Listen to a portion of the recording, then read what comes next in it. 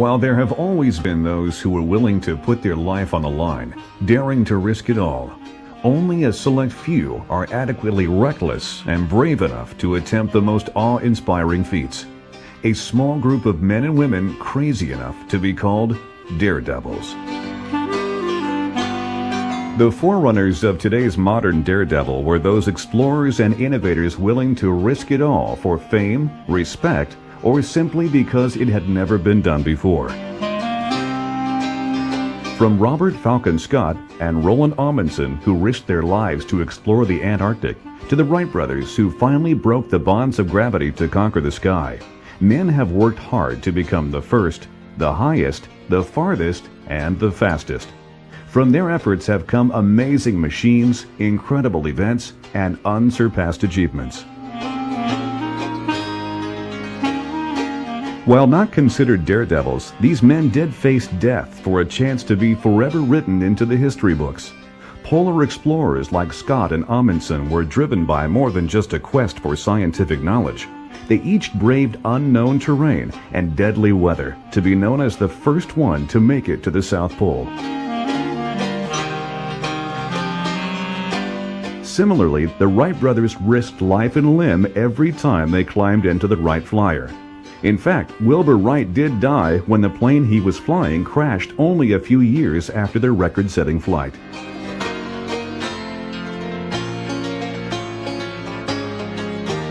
Wilbur and Orville Wright continued to set new records even after they proved that powered flight was possible. They soon were pushing their amazing new flying machine to new heights. Shown in this rare footage is the Wright brothers' plane breaking the altitude record, flying over balloons suspended at 300 feet. It is this courage in the face of danger that is at the heart of every true daredevil. And it wasn't just the Wright brothers who had these daredevil traits. Many other tinkerers and risk-takers experimented with novel approaches to flight, all wanting to become immortalized in aviation history. This is a helicopter invented by this ingenious gentleman. The idea being to make the machine rise straight upward. The idea is okay, but it doesn't seem to work. Anyway, he's getting some good exercise out of it. Accepted methods were not for them, and the results? Well, this one luckily didn't have far to fall. This is a flyaway rocket bike. Well, it's a bike anyway, and it looks like anything can happen. Look out, it's going off.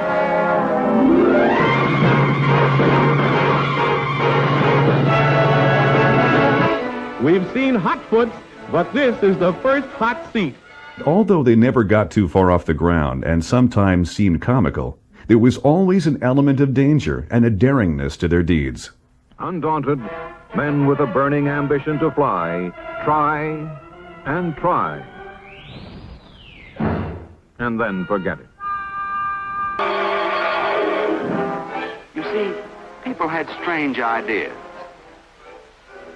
which almost worked. But in spite of real danger, aviation's pioneers kept on trying. Some experimented with gliders.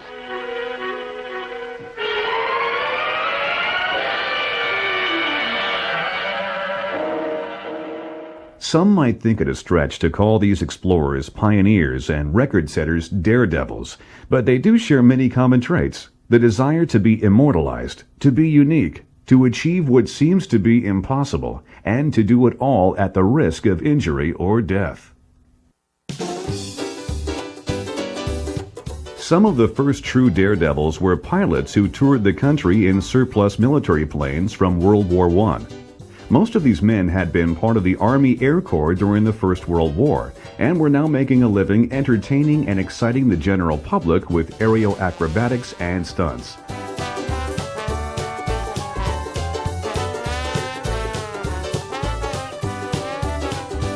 These pilots, or barnstormers as they were known, willingly flew their planes into buildings for the purpose of thrilling the crowd. And as a roaring climax come the house records. Along with the house, they wrecked perfectly good airplanes and sometimes perfectly good men. Airplanes were a natural vehicle for daredevils who flew them in truly terrifying ways. But it wasn't only airplanes the daredevils were drawn to. At the same time barnstormers were thrilling people with their aerial exploits, America's love affair with the automobile was just starting to take hold. Soon car races were all the rage, and a new sport was born. Of course, eventually the more daring drivers started doing stunts, and the more outrageous, the better. They've tried everything but a wall of ice. So here goes for a cold crash and a hot finish. On they come, these fearless madcaps of the road. More thrills as they step on the gas to leap high over the bus and autos. These cars will make a heap of junk when they get through. There's a driver in every one, and sometimes it seems inconceivable that they survive the terrific strain of twisting, bumping, and turning.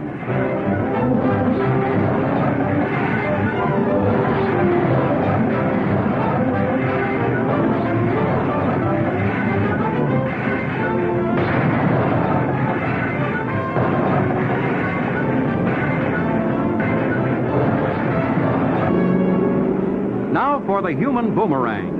He takes the full impact of the crash head on.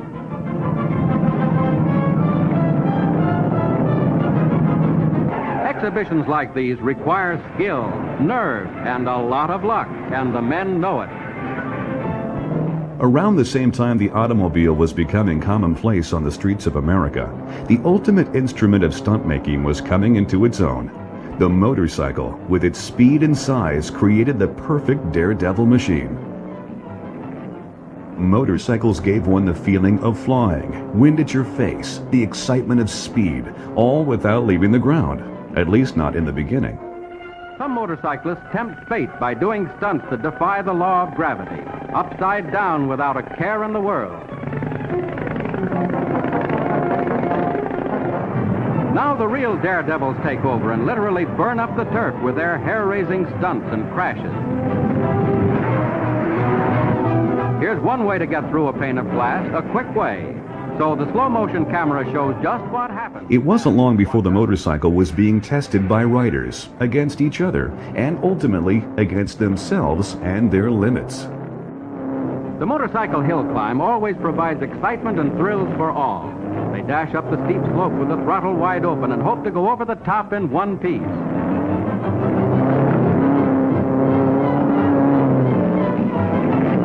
It's those last 10 yards that spell victory or defeat, and the majority fail to make it.